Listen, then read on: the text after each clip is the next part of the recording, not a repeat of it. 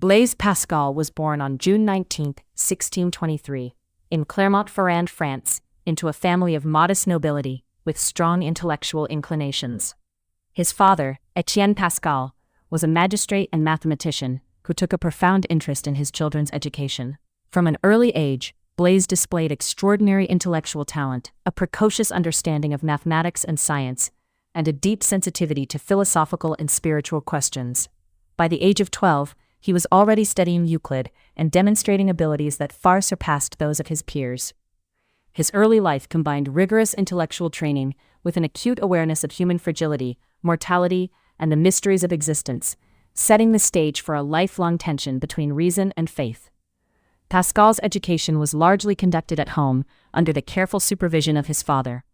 Etienne sought to cultivate Blaise's mathematical talents while providing a comprehensive grounding in classical literature, rhetoric, and philosophy. The young Pascal quickly distinguished himself, devising original proofs in geometry and demonstrating an early capacity for abstract reasoning. By 16, he had composed his own treatise on conic sections, revealing not only intellectual brilliance, but also a dedication to exploring the underlying order and principles of the natural world. Pascal's early engagement with mathematics and science was inseparable from a profound curiosity about the human condition and the limits of reason. At the age of 18, Pascal invented a mechanical calculating machine, later known as the Pascaline, designed to simplify arithmetic operations for his father's work as a tax collector. This invention exemplified the union of practical ingenuity and theoretical insight that characterized his early life. Pascal's scientific achievements extended beyond mechanics. He conducted significant experiments on fluid pressure and vacuum, collaborating with contemporaries to challenge prevailing Aristotelian ideas and advance the study of physics. His work in probability theory, particularly in correspondence with Pierre de Fermat, laid foundational principles that would influence mathematics and economics for centuries. Despite his early successes in science and mathematics, Pascal's life was increasingly marked by a profound engagement with religious and philosophical questions. In 1646, following a period of illness and spiritual reflection, he experienced what he later described as a profound mystical conversion. This moment, which he called a night of fire, marked a decisive turning point, redirecting his attention from purely intellectual pursuits to the study of God, morality, and human destiny. From this point onward, Pascal sought to reconcile the powers of reason with the demands of faith, navigating a tension that would define his thought and writings. Pascal's religious reflections were deeply informed by his personal struggles with mortality, suffering, and the limitations of human knowledge. He observed that human reason, while powerful, could not fully comprehend the infinite or the divine. This conviction led him to explore the paradoxical relationship between human finitude and the transcendent, between the certainty of reason and the necessity of belief.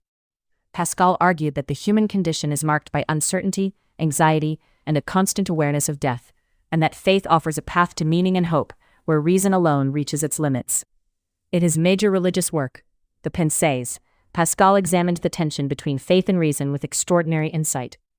The Pensées were left unfinished at his death, yet they present a systematic meditation on human nature, belief, and the role of God in human life. Pascal introduced the concept later known as Pascal's wager, an argument asserting that rational individuals, faced with uncertainty about God's existence, should live as though God exists, because the potential gains, eternal happiness, vastly outweigh the risks. The wager exemplifies Pascal's unique method, reason employed to demonstrate the prudence and necessity of faith. Pascal's philosophy was informed by his deep understanding of human psychology.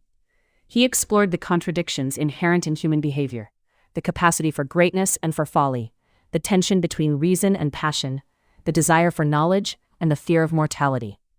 He emphasized humility, observing that human beings are simultaneously capable of profound insight and irredeemable error.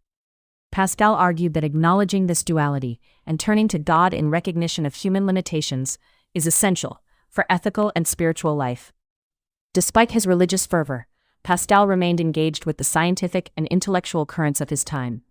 He continued correspondence and debates with leading thinkers, including mathematicians, physicists, and philosophers, contributing to discussions on probability, geometry, and mechanics. He insisted that intellectual rigor and empirical investigation were compatible with religious devotion, that reason should guide understanding but not replace the necessity of faith.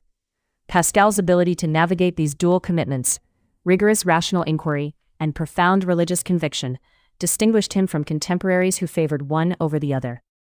Pascal's later life was marked by austerity, illness, and intense focus on spiritual matters. He adopted a simple lifestyle, forgoing worldly ambition and comfort, and devoted himself to writing, meditation, and ethical reflection. He suffered from chronic physical ailments, which he endured with remarkable fortitude, viewing suffering as a reminder of human limitation and a means of deepening attention to spiritual truths. His austerity, combined with intellectual brilliance, made Pascal both admired and enigmatic to his contemporaries. He remained involved with the Jansenist movement, a Catholic reformist group emphasizing original sin, divine grace, and the necessity of spiritual discipline. Through his association with Jansenism, Pascal further developed his ideas about the limitations of human reason and the role of divine grace in moral and spiritual life. He argued that human beings, left to their own devices, are prone to error and self-deception, and that the recognition of this dependence is essential for authentic ethical living. Blaise Pascal died on August 19, 1662, at the age of 39, his life curtailed by illness and the rigors of his ascetic practices. Despite the brevity of his life, his impact on philosophy, mathematics, physics, and theology was profound. He left behind a body of work that challenged the boundaries between reason and faith, science and spirituality, logic and the human heart. Pascal demonstrated that intellectual rigor and moral seriousness are inseparable, that the pursuit of knowledge must coexist with humility and attentiveness to the mysteries of existence. More than 3 centuries after his death, Pascal is remembered not merely as a mathematician or scientist, but as a thinker who confronted the deepest questions of human existence. His reflections on mortality, uncertainty, and the limits of reason continue to resonate, offering a vision of human life that is at once intellectually disciplined and ethically engaged. Pascal's insistence that faith and reason are not opposites, but complementary modes of understanding, remains central to his enduring influence, challenging each generation to confront the precariousness of existence, the demands of belief, and the responsibilities of thought. Pascal's life illustrates the tension inherent in human existence, the simultaneous pursuit of knowledge and the recognition of its limits, the desire for certainty and the inevitability of doubt, the search for truth alongside the acceptance of mystery. He demonstrated that the human spirit, confronted with uncertainty and mortality, can find meaning and guidance through attention, humility, and moral courage. In this way, Blaise Pascal continues to stand as a figure whose life and thought illuminate the enduring dialogue between faith and reason, intellect and spirit, knowledge and devotion, showing that the quest for understanding is inseparable from the confrontation with human finitude and the call to ethical responsibility.